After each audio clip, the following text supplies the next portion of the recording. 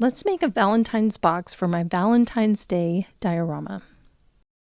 I started thinking about this from a literal box perspective, so I found a shipping box and cut out a cookie cutter size that wouldn't be too small or large for the bedside table.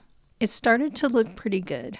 For the side, I stripped the box down to its corrugated center and painstakingly glued the edge to the top and bottom for a good fit. I didn't start to doubt this process until I realized my acrylic paint was not giving the coverage I needed, no matter how many coats I added. After that, I realized my box also wasn't deep enough for the chocolate cakes I made to go inside. I went to Walmart and bought adhesive foam. This was tricky because nothing sticks like the adhesive on this foam. After several cutouts and mishaps, I finally had one side I really liked using the foam and the corrugated box. I kept thinking it was the top of my box until I realized I needed to make a larger side to be the top. So I cut out a large heart and a new side to go with it and peeled back half of the side and slowly attached it.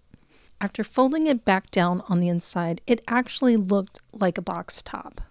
Then I found a red folder on my bookshelf and removed the inside tab because I wasn't using it, and I cut a solid red top for the cover. I took a red marker and went over the edges to mask the white, and I think it makes a great addition to my Valentine's Day diorama.